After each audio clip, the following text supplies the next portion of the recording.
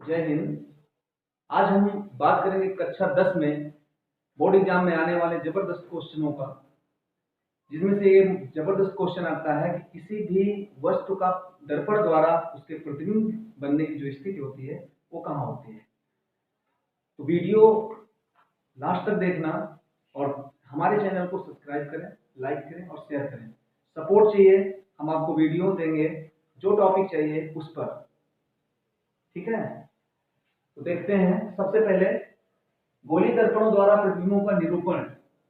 किसी भी दर्पण द्वारा प्रतिबिंब कैसे बनता है, किसी भी वस्तु का प्रतिबिंब कैसे बनता है, तो इसके बनने के 3 नियम होते हैं और 3 नियम 1 मिनट में सीखते हैं। तीनों नियम, जैसे फर्स्ट नियम है, मान लो कोई दर्पण है, कोई अवतल दर्पण है, ये अवतल दर्पण होता है और अवतल दर्पण की ये मुख्य अक्ष होती है, मुख्य अक्ष, ये इसका ध्रुव है। और कोई भी वस्तु दर्पण के सामने अगर रखी है तो उसके जो प्रतिबिंब बनेगा उसके लिए 3 नियम इंपॉर्टेंट होते हैं और 3 में से केवल 2 नियम हमें लगाने होते हैं और हमें उस वस्तु का जो प्रतिबिंब बनेगा उसकी स्थिति आसानी से ज्ञात हो जाएगी।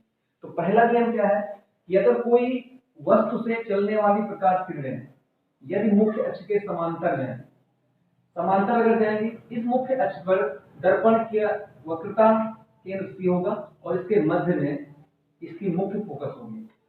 नियम है कि अगर कोई किरण समांतर जा रही है मुख्य अक्ष के, तो दर्पण से वो टकरा के परावर्तित होके फोकस से गुजरेगी।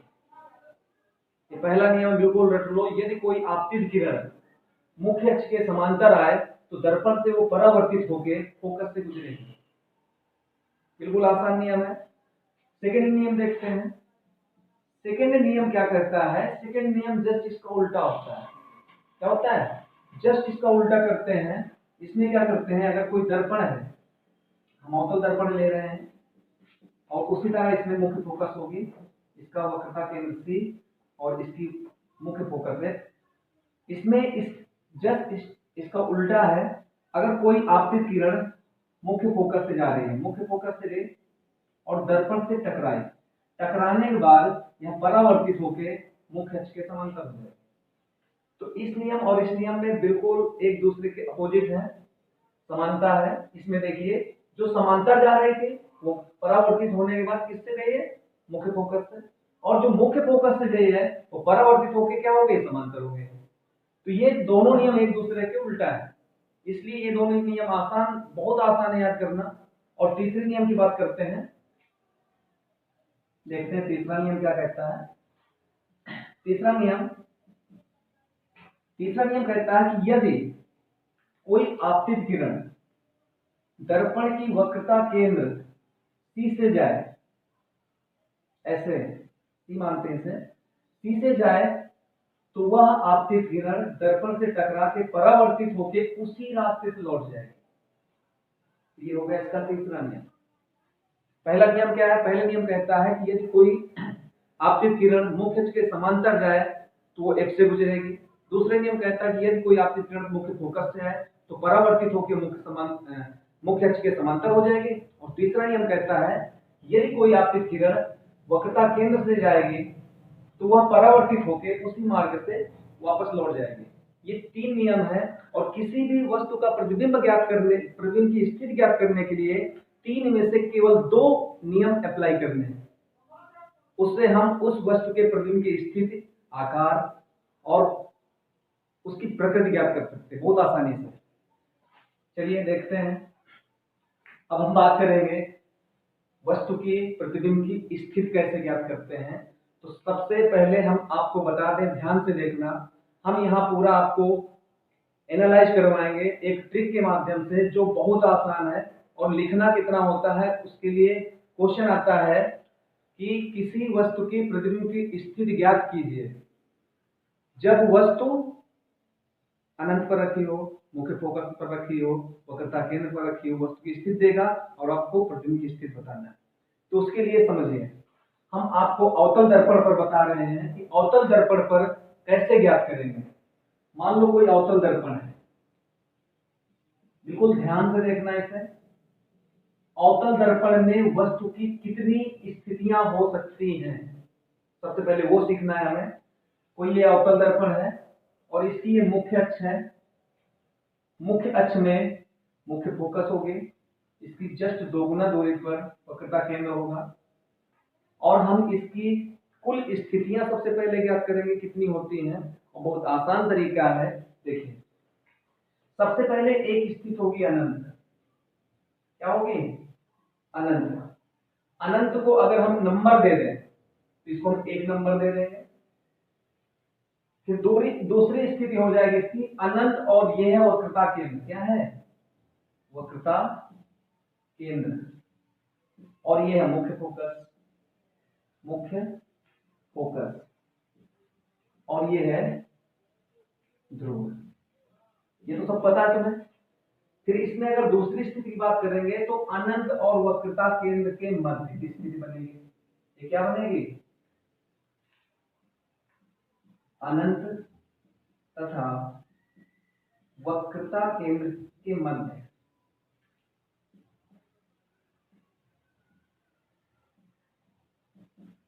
ये बनेगी, इसको हम 2 नंबर दे देंगे। ये तीसरी कंडीशन बनेगी इसकी वक्रता केंद्र पर, तो इसको हम 3 नंबर दे देंगे। फिर एक चौथी स्थिति बन जाएगी वक्रता केंद्र तथा मुख्य अक्ष के बीच में, इसको हम 4 नंबर दे देंगे। यहाँ पर मुख्य फोकस, इसको हम क्या नंबर दे दें? 5 नंबर दे दें। और एक स्थिति और बनती है मुख्य फोकस तथा ध्रुव के मध्य की स्थिति, यहाँ हम 6 नंबर दे देंगे। यदि ये सभी स्थितियां किसकी हों? वस्तु की। किसकी हों? वस्तु की। तो प्रतिबिंब की स्थिति क्या होगी? तो अगर वस्तु 1 पर है तो प्रतिबिंब की स्थिति क्या होगी? तो हम जैसे इसमें गए हैं इधर से, वैसे हम चले जाएंगे इधर से। तो जो 6 है, पहली स्थिति हम इसको मान लेते हैं ध्रुव और फोकस के बीच को 1 नंबर। दूसरी हम मानते हैं फोकस को। तीसरा मानते हैं वक्रता केंद्र तथा मुख्य फोकस के बीच की दूरी। चौथी हम मान लेंगे वक्रता केंद्र। पांचवी स्थिति हम मान लेंगे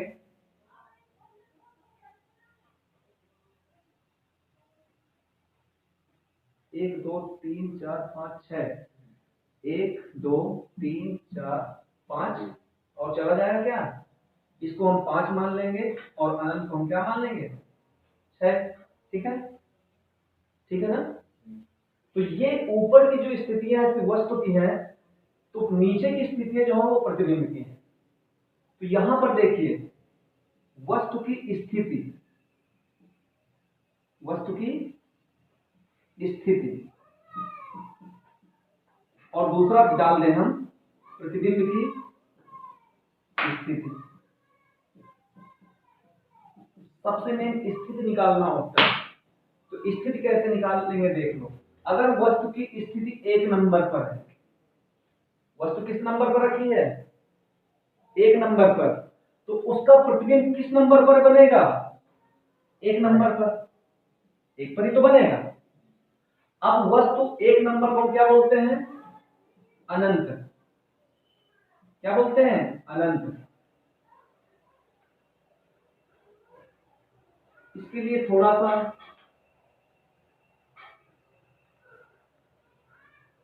फिर से देख लो इसे, ये थोड़ी मिस्टेक हुई है। यहां पर हम फोकस को 1 नंबर लेके चलेंगे और ये 2 नंबर रहेगा। वक्रता के 3 नंबर रहेगा, ये 4 नंबर रहेगा, और ये 5 नंबर रहेगा। थोड़ा ये चेंज कर लेना, ये यहां से होगा, बाय मिस्टेक हो गया है। ये यहां से शुरू करना। तो चलिए आ जाइए फिर से वहीं पर। अगर वस्तु कहां रखी है? 1 नंबर पर। 1 नंबर क्या है? अनंत। तो इसका प्रतिबिंब कहां पर बनेगा? 1 नंबर ही पकड़ना है। और 1 नंबर क्या है? फोकस। तो वस्तु यदि अनंत पर रखी है तो उसका प्रतिबिंब कहां पर बनेगा? मुख्य फोकस पर। अब क्लियर है? थोड़ी मिस्टेक हो गई थी इसलिए, कोई बात नहीं। इसी तरह नंबर वाइज पकड़ते जाइए, आपको उस प्रतिबिंब की, वो वस्तु की जो प्रतिबिंब बनेगा उसकी स्थिति आप आराम से निकल आएगी, कोई प्रॉब्लम नहीं इसमें। जैसे एक और एग्जांपल देख लीजिए, यदि वस्तु 2 नंबर पर रखी है, कहां पर रखी है, वस्तु कहां पर रख दें, 2 नंबर पर। अब 2 नंबर क्या है, अनंत तथा वक्रता केंद्र के बीच की स्थिति है, और प्रतिबिंब की स्थिति क्या मिलेगी, 2 नंबर पर। तो 2 नंबर पर कहां पर बन जाएगी, वक्रता केंद्र और मुख्य फोकस के बीच बन जाएगी। समझ में आ रहा है? तो स्थितियां इस प्रकार से सभी स्थितियां ज्ञात कर लीजिए। फिर आ रही है जैसे 3 पर, 3 नंबर क्या है, 3 नंबर क्या है, वक्रता केंद्र। 3 नंबर वक्रता केंद्र, यदि वस्तु की स्थिति कहां है, वक्रता केंद्र पर है, तो प्रतिबिंब की स्थिति भी 3 नंबर पर ही बन रही है, और ये भी कहां बनेगा, वक्रता केंद्र पर। तो इससे क्लियर हो रहा है कि यदि कोई वस्तु वक्रता केंद्र पर रखी है तो उसका प्रतिबिंब भी वक्रता केंद्र पर ही बनता है। तो इस तरह से सभी देख लेना। फिर हम पहुंचेंगे 5 तक, तो पहुंच जाएंगे इसी तरह। जैसे हम 6 नंबर पर पहुंचेंगे, तो 6 नंबर की जो 6 नंबर पर वस्तु रखी जाएगी उसका प्रतिबिंब कहां बने, ये अपवाद है, इस नियम से हट के चलता है। बाकी 5 स्थितियां तुम्हें पूरी इससे कंप्लीट हो जाएंगी। और छठी स्थिति जो है वो तुम्हारा क्या होगा कि छठी स्थिति पर अगर वस्तु रख देंगे तो वस्तु का प्रतिबिंब दर्पण के पीछे बनेगा। बुक उठाइए, उसमें देख लेना, बहुत आसान है समझना। हम सिर्फ तुमको याद करा रहे हैं, ये कंफ्यूज कर देते हैं, स्थितियां कंफ्यूज करती हैं बोर्ड एग्जाम में। तो ये एक ऐसा तरीका है जिससे कंफ्यूजन बिल्कुल दूर हो जाएगी, और ध्यान से देखना, बहुत आसान है। फिर आगे आते हैं, चलो स्थिति तो पता चल गई। 6 नंबर के लिए केवल ध्यान देना, दर्पण के पीछे बनेगा, उसकी स्थिति क्या होगी, दर्पण के पीछे। चलिए, वस्तु की स्थिति ज्ञात हुई है, हमें क्या क्या पता करना होता है, स्थिति, आकार, प्रकृति। क्या क्या, स्थिति, आकार और प्रकृति। तो स्थिति तो हम ज्ञात कर लिए, अब आकार की बात कैसे करेंगे। तो आकार भी एक ट्रिक से समझ लीजिए, बहुत आसान है कि आकार इनका कैसे होगा। तो देखिए, किसी भी कोई भी वस्तु यदि वक्रता केंद्र के इधर रखी है, कहां रखी है, वक्रता केंद्र से दूर रखी है, तो उसके सारे प्रतिबिंब छोटे बनेंगे। कैसे बनेंगे, छोटे। आकार में कैसे बनेंगे, छोटे। वक्रता केंद्र के पहले, यानी पहले अगर दूर है, वक्रता केंद्र से दूर रखी वस्तुओं के प्रतिबिंब आकार में कैसे होंगे, छोटे। पॉइंट कर लीजिए, पॉइंट नोट कर लो, बहुत आसान तरीका है। जैसे जैसे हम इधर बढ़ेंगे, मान लो हमारा 1 नंबर में है, इसका इस यहां पर रखी वस्तु का आकार जो होगा, प्रतिबिंब जो बनेगा उसका छोटा होगा, यहां वाली का भी छोटा होगा।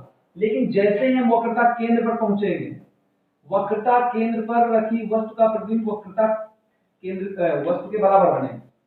जैसे हम इस पोजीशन पर आएंगे तो आकार दोनों का क्या हो जाएगा, बराबर हो जाएगा। फिर जैसे हम इस पार आएंगे, यही तो कमाल है इसका, हम इधर जब तक वस्तु इधर रखी है, प्रतिबिंब इधर बन रहा है, कहां बन रहा है, तो छोटा बनेगा। जैसे ही हम सी पर आएंगे, वक्रता केंद्र पर, प्रतिबिंब का आकार क्या हो जाएगा, बराबर हो जाएगा। जैसे ही वस्तु की स्थिति इस पार आएगी, प्रतिबिंब की स्थिति इधर आ जाएगी, और वस्तु इधर आने पर प्रतिबिंब इधर आ जाएगा, और प्रतिबिंब का आकार कैसा हो जाएगा, बड़ा हो जाएगा। तो छोटा, बड़ा और बराबर 3 कंडीशन बनेंगे। तो वक्रता केंद्र के पहले अगर वस्तु रखी है तो उसका प्रतिबिंब छोटा बनेगा, वक्रता केंद्र पर रखी है तो बराबर बनेगा, वक्रता केंद्र और दर्पण के बीच कहीं भी रखी हो तो उसका प्रतिबिंब कैसा बनेगा, बड़ा बनेगा। तो आकार क्लियर हो गया है। तीसरी बात बची प्रकृति। प्रकृति में क्या करते हैं कि वस्तु का जो प्रतिबिंब बना वो उल्टा बना है कि सीधा बना है। और एक चीज नोट कर लीजिए, यदि कोई भी प्रतिबिंब उल्टा होगा, कैसा, उल्टा होगा, तो वो वास्तविक होगा। कैसा होगा, अगर सीधा होगा तो सीधा होगा तो आभासी होगा। चलिए ये दोनों चीज बिल्कुल दिमाग में रख लो। अब एक बात और बता दें, 5 स्थितियों तक अवतल दर्पण में 5 स्थितियों तक रखी इधर की जितनी भी वस्तुएं हैं, जो 5 स्थितियां हैं, इन सभी के प्रतिबिंब कैसे होंगे? उल्टे। सब उल्टे, सब सर केवल खड़े रहेंगे। वस्तु ऐसी रखी होगी, प्रतिबिंब नीचे को होगा। तो सबके सब 5 स्थितियों तक क्या है? सारे प्रतिबिंब क्या है? उल्टे हैं। और उल्टे हैं तो प्रकृति कैसी है? वास्तविक है। तो इस तरह से ये क्लियर हो जाता है। बात आएगी छठी स्थिति की। छठी स्थिति में रखी वस्तु का प्रतिबिंब दर्पण के पीछे सीधा बनता है। तो दर्पण के पीछे सीधा बनेगा, और सीधा बनेगा तो आभासी बनेगा। केवल 6 नंबर की स्थिति पर रखी वस्तु को अलग से में पढ़ना है, बाकी इसी तरीके से सभी कंप्लीट हो जाए। और इसका जो क्वेश्चन आता है उसमें किरण आरेख भी खींचने को बोलता है। तो हम एक स्थिति आपको समझाए दे रहे हैं, इसके आगे के आप सभी सीख लेना। जैसे कोई भी वस्तु कहीं भी रख दी जाए, जितनी स्थितियां हैं, 6 स्थितियां हैं, उतनी ही होती हैं अवतल दर्पण में। ये एक अवतल दर्पण है, इसका ध्रुव है, इसकी मुख्य फोकस हम बना रहे हैं, मुख्य फोकस, और इसका ये वक्रता केंद्र। कोई भी वस्तु कहीं भी रख दो, तो हम रखे दे रहे हैं वस्तु को कहीं रख दें, वक्रता केंद्र और अनंत के बीच में हम एक वस्तु रखे दे रहे हैं। ठीक है, वक्रता केंद्र और अनंत के बीच में रखी वस्तु की स्थिति हमने 2 नंबर बताई थी, इसे पॉइंट कर लेना। 2 नंबर बहुलित है। अब ये वस्तु है, क्या है? वस्तु है ए और बी। इसका प्रतिबिंब कहां बनेगा देख लेना। किसी भी वस्तु का प्रतिबिंब बनाने के 3 नियम हमने बताए हैं। हमने ये भी बताया है कि किसी भी वस्तु के प्रतिबिंब के बनने के लिए 2 नियमों की आवश्यकता होती है केवल। तो उन 3 नियमों में से कोई भी 2 नियम अप्लाई कर दो, बन जाएगा इसका आरेख। जैसे हमने वस्तु रखी ए बी, हम इसमें एक नियम लगा रहे हैं कि इस वस्तु से एक प्रकाश किरण मुख्य अक्ष के समांतर जा रही है। कैसे गई? समांतर। और हमने नियम बताया था कि यदि कोई आपतित किरण मुख्य अक्ष के समांतर आती है तो परावर्तित होकर वो मुख्य फोकस से गुजरती है। ठीक है, मुख्य फोकस से गुजरेगी। एक नियम हमने अप्लाई कर दिया। दूसरा नियम, 2 नियम और बचे, कोई भी लगा दो, दूसरा तीसरा कोई भी नियम लगा दो, आराम से तुम्हारा किरण आरेख बन जाएगा। तो दूसरा नियम, या तो फोकस से लेके चले जाओ तो समांतर हो जाएगी, या तो वक्रता केंद्र से लेके चले जाओगे तो उसी रास्ते लौट आएगी। तो जो चाहो वो नियम लगा दो। हम वक्रता केंद्र से लेके जा रहे हैं, या तो मुख्य फोकस से लेके चले जाओ, कोई भी कर लो। तो वक्रता केंद्र से अगर जाएगी किरण तो जैसे जाएगी उसी रास्ते से लौट जाएगी। दोनों ने इस बिंदु पर एक दूसरे को काट दिया है, और यहीं पर इसका क्या बन जाएगा? प्रतिबिंब ए डैश बी डैश। तो ये इसका बन गया है आरेख। और इसकी लैंग्वेज कैसे लिखना है, यहां पर जो क्वेश्चन आएगा ऐसे आएगा, जब वस्तु अनंत तथा वक्रता केंद्र के मध्य स्थित हो, ये क्वेश्चन आएगा। इसकी लैंग्वेज कैसे लिखना है? लैंग्वेज बहुत आसान है, जो हमने तरीका बताया, ट्रिक बताई है, उसी को फॉलो करो, आसानी से बनेगी। तो लैंग्वेज इसकी हम लिखे दे रहे हैं। इसका आंसर लिखेंगे, जब वस्तु अनंत तथा वक्रता केंद्र के मध्य स्थित हो। स्पष्ट दिख रहा है? स्थित हो तो वस्तु का प्रतिबिंब, वस्तु का प्रतिबिंब अब आगे कहां बनेगा? सबसे पहले कहां बनेगा? दर्पण के सामने। वस्तु का प्रतिबिंब दर्पण के सामने कहां बन रहा है? दर्पण के सामने। मुख्य फोकस तथा वक्रता केंद्र के मध्य कहां बनेगा? देख लीजिए, मुख्य फोकस तथा वक्रता केंद्र के मध्य स्थित। तो पता चल गई कहां बना? मुख्य फोकस तथा वक्रता केंद्र के मध्य बना। प्रकृति क्या है इसकी? मध्य उल्टा। क्या है? उल्टा। और उल्टा होगा तो कैसा होगा? वास्तविक।